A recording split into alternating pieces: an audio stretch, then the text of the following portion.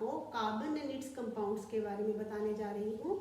ये है आपका लेसन नंबर 4 क्लास 10। अब इसमें क्या है, पूरे लेसन में आपका कार्बन कंपाउंड कैसे बनाता है, कार्बन में बॉन्डिंग क्या होती है, जो कार्बन के आगे कंपाउंड्स हैं उनकी प्रॉपर्टी क्या होती है, ये पूरा लेसन इसी चीज़ को कवर अप करता है। तो पूरे लेसन में कार्बन के बारे में डिस्कशन होगी। जब कार्बन के बारे में डिस्कशन होगी तो थोड़ा ये पता होना चाहिए कि कार्बन की नेचर क्या है, उसमें बॉन्डिंग क्या है, ये सब चीज़ें पता होंगी तभी आप उसके कंपाउंड को डीपली स्टडी कर सकते हो। तो जो कार्बन है वो आपको अर्थ क्रस्ट में 0.02% फॉर्म में मिलता है और एटमॉस्फेयर में इसकी जो परसेंटेज है ये 0.03% फॉर्म में है। तो ये जो मैं हर ये चीज़ आपने लर्न रखनी है।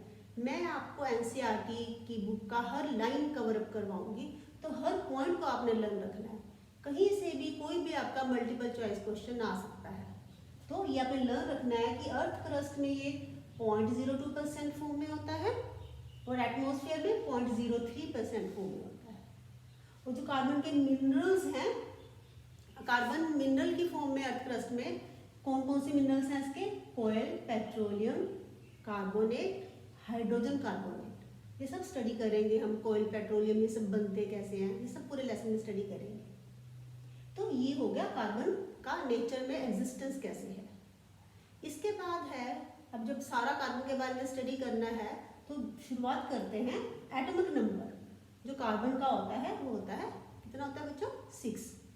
और इलेक्ट्रॉनिक कॉन्फ़िगरेशन कार्बन की क्या होती है, 2, 4। अब ये इलेक्ट्रॉनिक कॉन्फ़िगरेशन आप लोगों ने 9th क्लास में सीखी थी। किसी बच्चे को अगर ये कंसेप्ट क्लियर नहीं है तो आपने 9th की बुक उठाकर एक बार स्टडी कर लो वहाँ से। तो ये इसकी इलेक्ट्रॉनिक कॉन्फ़िगरेशन है। तो इसके आउटर मोस्ट में 4 इलेक्ट्रॉन्स हैं। अब किसी भी एलिमेंट की जो रिएक्टिविटी है वो कितना रिएक्टिव है, ये क्वेश्चन भी है। ये भी एनसीईआरटी से ही क्वेश्चन बन सकता है कि कोई एलिमेंट कितना रिएक्टिव है, ये कैसे डिसाइड होता है, ये किस बात पर डिपेंड करता है। तो कोई भी एलिमेंट कितना रिएक्टिव है ये इस बात पर डिपेंड करता है कि वो कितनी इजीली अपना ऑक्टेट कंप्लीट कर लेता है। ऑक्टेट कंप्लीट करने से वो एक नोबल गैस बन जाता है। तो कोई एलिमेंट कितना इजीली अपना ऑक्टेट कंप्लीट करके एक नोबल गैस बन जाता है, ये चीज डिसाइड करती है कि वो कितना रिएक्टिव है। अब आप ये बताओ कि एक एलिमेंट अपना ऑक्टेट कैसे कंप्लीट कर सकता है। सोचो, पोज लो 2 मिनट, सोचो कि कोई एलिमेंट अपना ऑक्टेट कंप्लीट कैसे कर सकता है। तो अगर आप इसी को देखो, ये अपना ऑक्टेट कंप्लीट कैसे कर सकता है, नोबल गैस कैसे बन सकता है, या तो ये अपने 4 इलेक्ट्रॉन दे दे तो ये हीलियम बन जाएगा, या फिर ये 4 इलेक्ट्रॉन ले ले तो ऑक्टेट कंप्लीट हो जाएगा। तो नोबल गैस बनने के लिए या तो ये दे दे या ये 4 लेके 8 कंप्लीट कर ले, यहाँ पे 8 बन जाए पूरा। तो आपका ये क्वेश्चन अराइज हो सकता है कि एलिमेंट की रिएक्टिविटी कैसे डिसाइड होती है। एलिमेंट की रिएक्टिविटी डिसाइड होती है कि वो कितनी इजीली नोबल गैस कॉन्फ़िगरेशन पा सकता है। तो सेकंड पॉइंट ये बनेगा, नोबल गैस कॉन्फ़िगरेशन कैसे पा सकता है, इलेक्ट्रॉन गेन करके या फिर इलेक्ट्रॉन लूज करके। तो ये रिएक्टिविटी होती है किसी भी एलिमेंट की। तो फिर कार्बन की रिएक्टिविटी भी ऐसे ही डिसाइड होगी, कितनी इजीली दे सकता है या ले सकता है। अब क्या है, कार्बन की एक और खास बात होती है कार्बन की, कि carbon bad conductor of electricity है। बैड कंडक्टर ऑफ इलेक्ट्रिसिटी क्यों है, रीजन क्या है इसका, क्योंकि it can not make ionic bond, ये आयोनिक बॉन्ड नहीं बना सकता। अब तो बात इसी खत्म होगी कि ये देगा या लेगा, क्योंकि आयोनिक बॉन्ड बनाने के लिए 4 इलेक्ट्रॉन देने पड़ेंगे या लेने पड़ेंगे। आयनिक बॉन्ड क्या होता है, इलेक्ट्रॉन अगर हम देते हैं या लेते हैं तो आयनिक बॉन्ड बनते हैं। अब इलेक्ट्रिसिटी के लिए आयंस का होना जरूरी है, क्योंकि कार्बन में आयंस नहीं बनते, ये आयनिक बॉन्ड नहीं बनाता, इसलिए इलेक्ट्रिसिटी कंडक्ट नहीं करता। तो कार्बन की एक प्रॉपर्टी होगी और कि बैड कंडक्टर है इलेक्ट्रिसिटी का।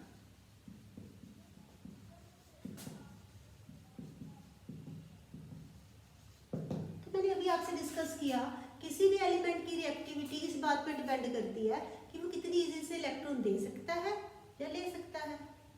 अब कार्बन तो आयनिक बॉन्ड बना ही नहीं रहा, यानी या तो ये ना तो ये दे रहा है ना ये ले रहा है, तो फिर ये क्या करता है, इसकी रिएक्टिविटी कैसे डिसाइड होगी, तो हम ये डिस्कस करेंगे। तो हम ये डिस्कस करेंगे कि ये आयनिक बॉन्ड, पहले तो हम ये डिस्कस करेंगे ये आयनिक बॉन्ड क्यों नहीं बनाता। अब कार्बन की जो कॉन्फ़िगरेशन है बच्चों वो है 2,4।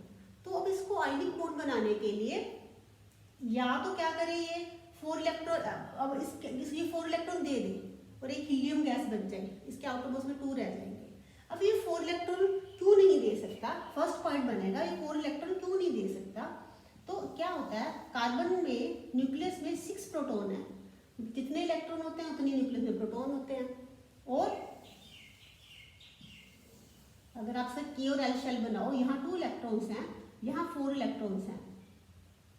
तो कार्बन अगर अपने 4 इलेक्ट्रॉन्स दे देता है, फर्स्ट पॉइंट तो ये है कि 4 इलेक्ट्रॉन देने के लिए इसको बहुत एनर्जी की जरूरत पड़ेगी, फर्स्ट पॉइंट तो ये है।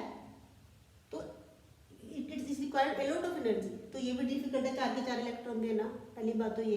दूसरा कि अगर ये 4 दे देता है तो यहाँ 6 प्रोटॉन है, यहाँ 2 इलेक्ट्रॉन्स हैं, तो ये अनस्टेबल स्टेट हो जाएगी। तो why carbon can't give 4 electrons, because if it gives 4 electrons it requires a lot of energy, it can't happen.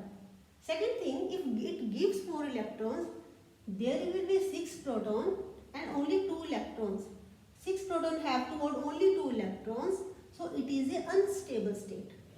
और कोई भी रिएक्शन होती है स्टेबिलिटी गेन करने के लिए, अगर ये एक अनस्टेबल स्टेट है तो इट कांट हैपन। तो कार्बन कांट गिव 4 इलेक्ट्रॉन।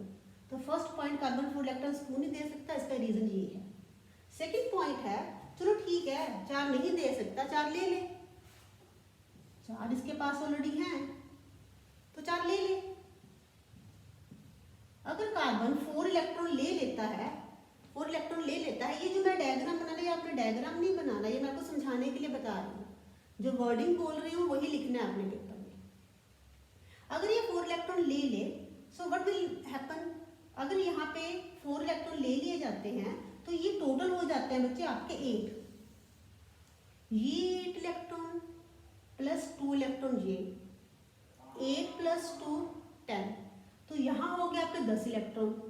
यहाँ प्रोटॉन कितने हैं 6। अब 6 प्रोटॉन 10 इलेक्ट्रॉन्स को होल्ड नहीं कर सकते, so this is also unstable state. पीछे वाले में क्या था, 6 प्रोटॉन थे 2 इलेक्ट्रॉन थे, 6 प्रोटॉन थे 2 इलेक्ट्रॉन थे, तो 6 प्रोटॉन और 2 इलेक्ट्रॉन वाली स्टेट अनस्टेबल थी। और यहाँ तो बहुत ही ज़्यादा अनस्टेबल होगी, 6 प्रोटॉन होल्ड ही नहीं कर पाएंगे 10 इलेक्ट्रॉन्स को, so it is also unstable state.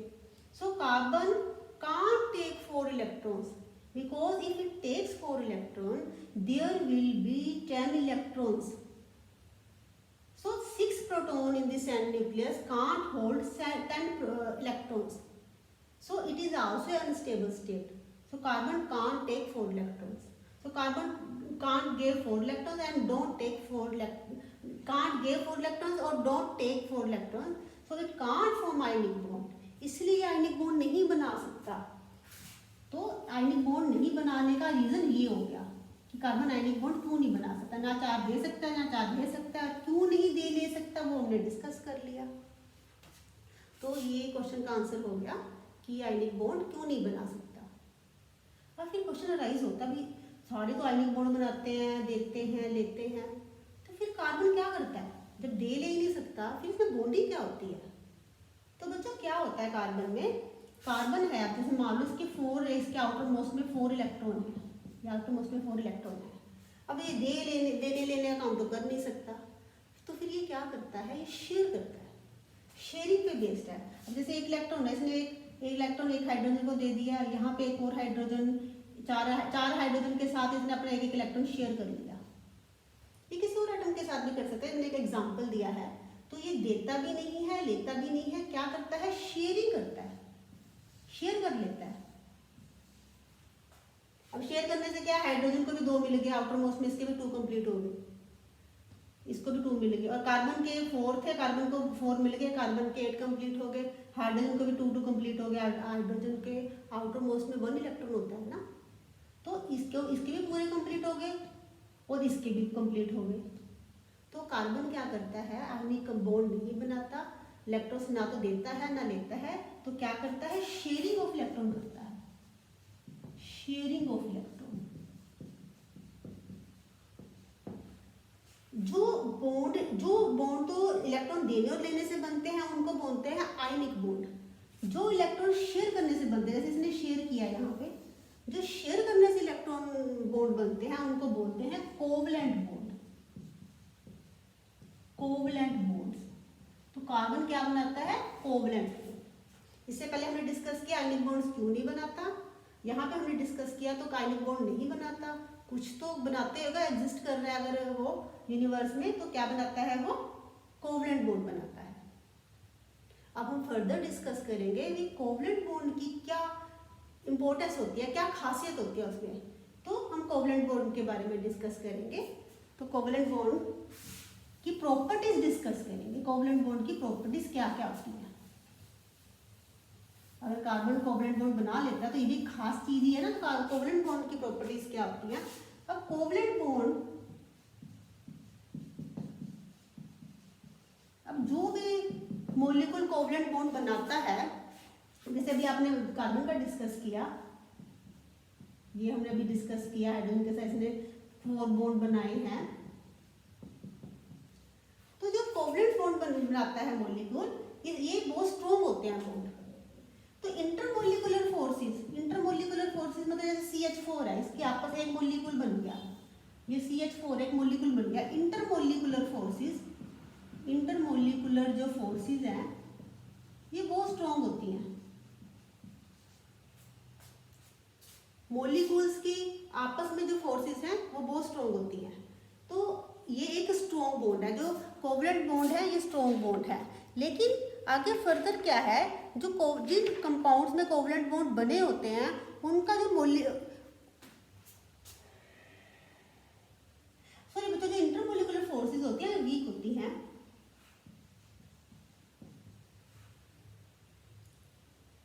CH4 में आपस में जो बॉन्डिंग है वो स्ट्रॉन्ग है, लेकिन CH4 और CH4 के जो दूसरा मॉलिक्यूल रहेगा उसमें आपस में जो फोर्सेस हैं वो बहुत वीक होती हैं। तो इंटरमोलिकुलर फोर्सेस बहुत, मॉलिक्यूल और मॉलिक्यूल के बीच में फोर्सेस बहुत वीक होते हैं।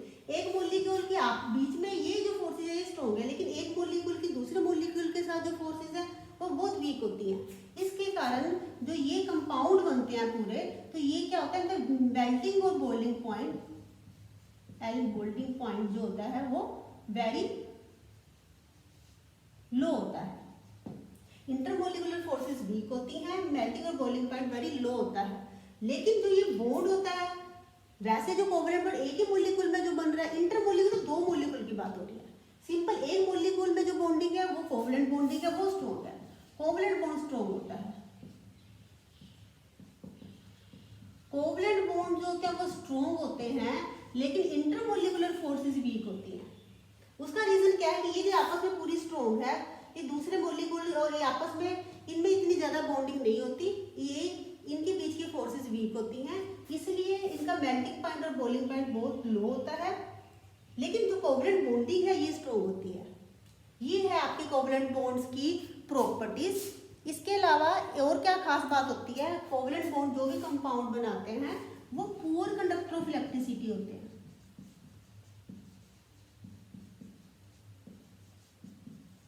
पुअर कंडक्टर ऑफ इलेक्ट्रिसिटी होते हैं। इलेक्ट्रिसिटी कंडक्ट नहीं कर सकते, ये मैंने पहले भी डिस्कस किया। क्योंकि पुअर कंडक्टर ऑफ इलेक्ट्रिसिटी क्यों होते हैं, क्योंकि ये आयंस नहीं बनाते। इलेक्ट्रिसिटी को कंडक्ट करने के लिए, इलेक्ट्रॉन को मूव करने के लिए आयंस की जरूरत होती है, तो ये आयंस नहीं बनाते हैं, तो इसलिए ये पुअर कंडक्टर ऑफ इलेक्ट्रिसिटी होते हैं। कोवलेंट बॉन्ड स्ट्रॉन्ग होता है, लेकिन मॉलिक्यूलर की फोर्सेस वीक होती है, इसलिए मेल्टिंग जब अगर बीच में फोर्सेस वीक होएगी तो इजीली गर्म करने पे इजीली आपके जो होंगे वो इजीली मेल्ट हो जाएंगे और जल्दी बॉईल हो सकते हैं। फोर्सेस कमजोर है तो बॉईल भी जल्दी हो सकते हैं, इसलिए मेल्टिंग पॉइंट और बॉइलिंग पॉइंट स्लो होता है। तो ये कोवलेंट बॉन्ड की प्रॉपर्टीज हैं। ये आपका हाइड्रोकार्बन का, ये आपका कार्बोनेट्स कंपाउंड का फर्स्ट लेक्चर है। इसी जो ये टॉपिक मैं कवर अप कर रही हूँ फर्स्ट आपका इसी लेसन का। अब सेकंड वीडियो में मैं इससे आगे फर्दर आपको बताऊंगी ऑक्सीजन O2 की पूरा बॉन्ड्स डॉट स्ट्रक्चर, बॉन्ड का स्ट्रक्चर, हाइड्रोजन का, मीथेन का। नेक्स्ट वीडियो में मैं ये सब कुछ कवर अप करूँगी। आपको इसके अलावा कुछ और भी किसी चीज़ को लगे कि ये चीज़ भी बताओ तो आप कमेंट बॉक्स में जाके इसके बारे में लिखो बच्चों। ओके बच्चों, बाय।